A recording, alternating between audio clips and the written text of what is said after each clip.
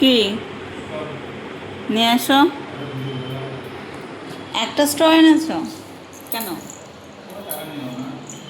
আর একটা নিয়ে আসতে পারতাম, একটা দিয়ে খাওয়া। তোমাদের কত করে বলছো? বলছে 80-90। বুঝলাম। ডাবটা বড় আছে তোমার কাছে।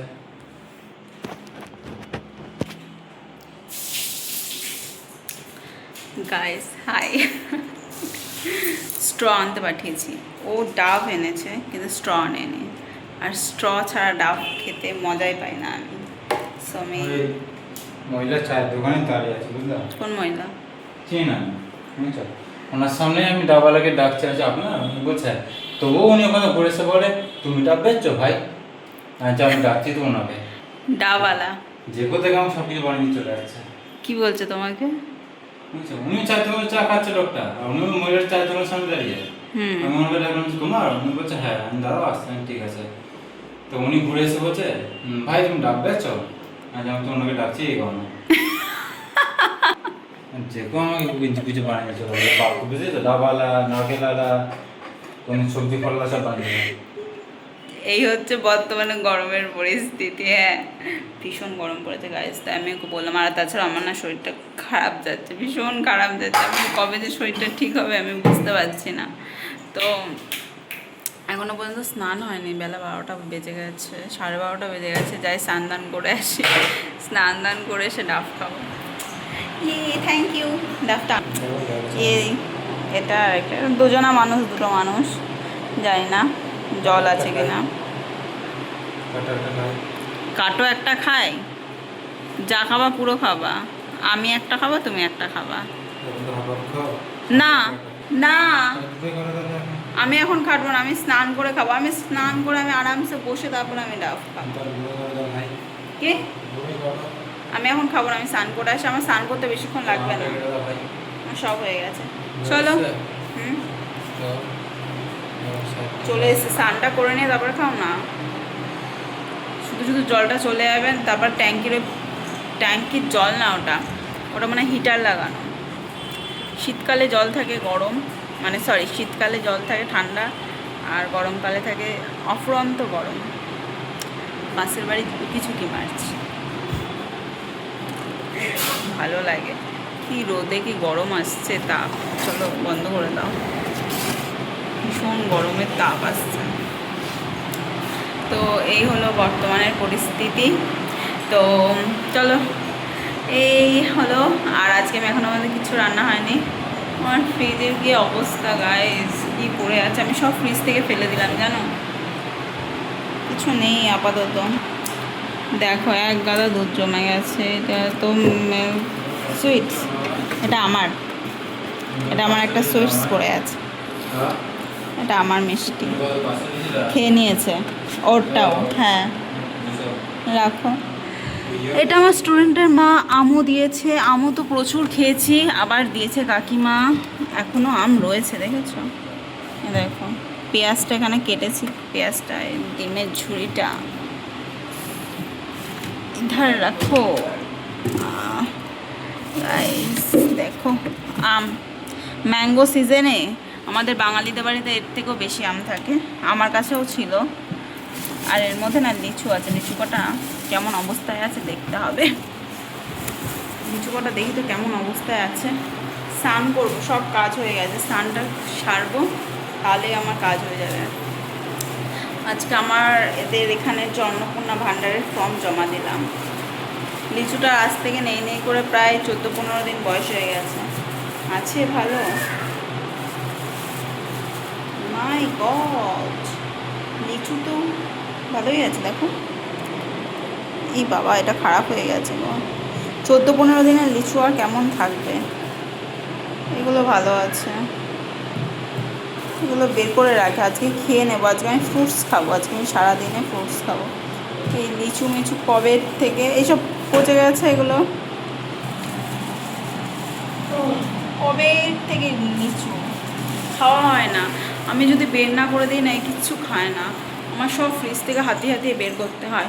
আর এদিকে দেখো মিষ্টি ফিষ্টি, এই যে মিষ্টি ফিষ্টি এগুলো থাকলে নিজের থেকে যেচে পড়ে খেয়ে নেবে, আর এইসব ফল টল থাকলে খেতে চায় না যতক্ষণ না পর্যন্ত আমি বের না করে দেবো।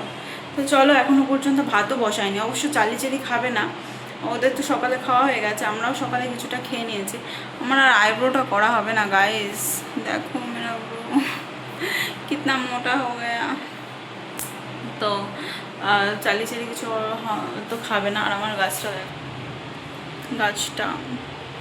গাছটার অবস্থা খারাপ, এটা গাছটাকে না একটু ভালো করে স্নান করাই। ও নো, গাছটা ওই বাড়ির থেকে আসার পরে বড্ড তাকলিফে আছে, দেখো কি হয়ে রয়েছে গাছটা, ঠিক করতে হবে গাছটার। চলো এটাকে আগে ঠিক করে নিই, গাছটাকে ঠিকঠাক করে নিই। কেননা ওই বাড়ির থেকে যখন এনেছিলাম না গাছটাকে, তখন গাছটা একেবারে, আমি তো ভাবিনি যে গাছটা বাঁচবে, গাছটা বেঁচেছে, তার জন্য গাছটার যত্ন করতে হবে, বুঝছো?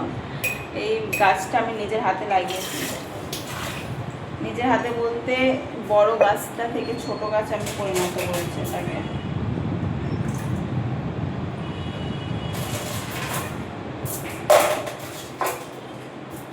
রং বেরঙের পাথর এগুলো দিয়ে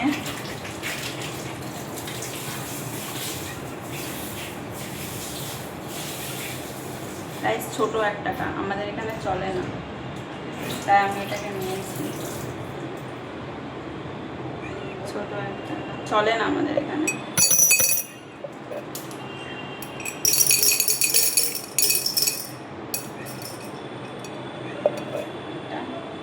গাছটাকে ভালো করে স্নান করিয়ে গাছটাকে বসাই, কেননা ওরা একটা স্ট্রেসের মধ্যে দিয়ে গেছে, এক বাড়ি থেকে আরেক জায়গায় এসছে, তো আমাদের সাথে সাথে ওরাও তো সব বোঝে, বলো, ওদেরও তো গেছে পরিশ্রম, ওদের গায়ের ওপর যে কত কিছু রাখা হয়েছিল কি বলবো তোমাদের, তাই ওরা খুব ব্যক্তিগতভাবে ওরা খুবই প্রবলেমের মধ্যে ছিল। আমার গাছ রেডি,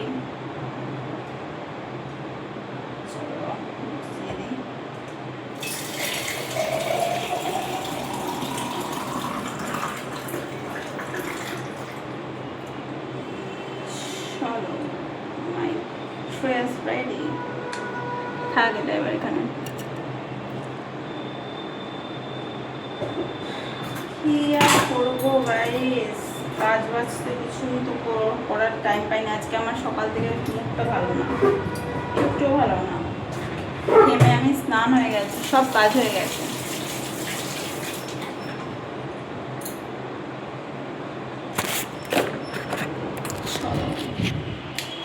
চলো স্নান করে নিই, স্নান দান করে বাদ বাকি কথা হবে। জল চলে এসেছে, ভালো আছে, লিচুটা কিন্তু ভালো আছে।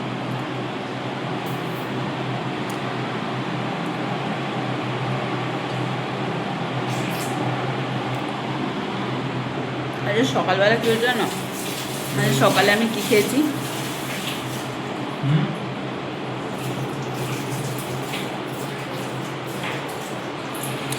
हाल बहुत बुरा है, बहुत बुरा हाल है। फिर भी আজকে আমি সকালে খেয়েছি দই ভাত শসা আর খেয়েছি তরমুজ, আজ আমি সকালেই খেয়েছি। খাবা লিচু? ও খাবে না, আমার হাজব্যান্ড কিছু খেতে চায় না, ওকে যদি আমি খাওয়াই, তাহলেও খাবে, ছাড়িয়ে মারিয়ে দিয়ে বলবো খাবা, তখন খাবে, তার আগে পর্যন্ত খাবে না। নাও খাও, ছাড়িয়ে দিচ্ছি। লিচুটা ভালো আছে, ওপরের খোসাটা কেমন হয়ে গেছে, দীর্ঘদিন ফ্রিজে পড়ে আছে। খাবা? খাবে না, আমি খেয়ে নিই।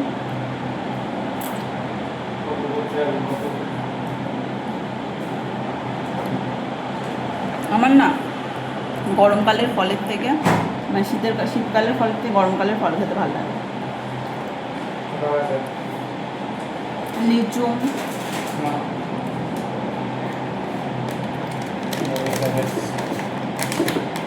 লিচু, তারপর হলো আম, আমার ভীষণ ফেভারিট।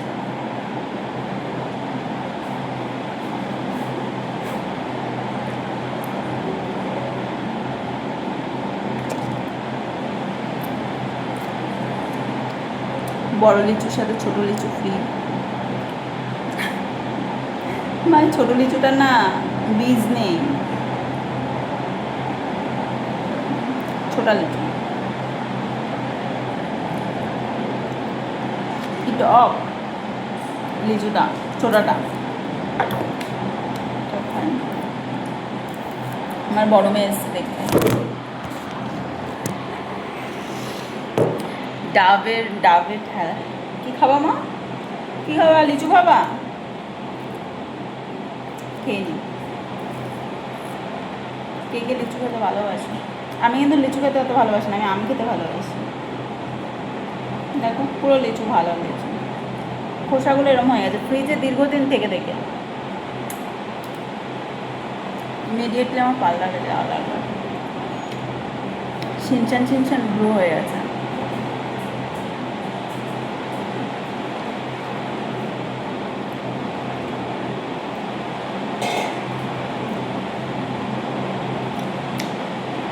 চলো গাইস, স্নান করে নিই, পরে কথা হবে। আজকে আমার শরীর টরীর ভালো না, তো আজকে আমি পড়াতে যাইনি, দুপুরে ঘুমাবো। আমার একদম শরীরটা ভালো ছিল না, একটু আগে পর্যন্ত ভালো লাগছিল না, তাই কোনো কাজই হয়নি। এমনি ঘর দৌড় পরিষ্কার করা, মোছা টোছা সব হয়ে গেছে, ওর জন্য অবস্থা আমার এরকম। ঘর পরিষ্কার হয়েছে, কিন্তু রান্নাবান্না কিছু করিনি। একটু ডাল বসাবো, ডাল ঠাল বসিয়ে খেয়ে দিয়ে নিয়ে একটু ভালো করে ঘুম দেবো। আচ্ছা, ঘুম দিয়ে ঘুম থেকে উঠে লাইভে আসবো। চলো টাটা, পরে কথা হবে, বাই।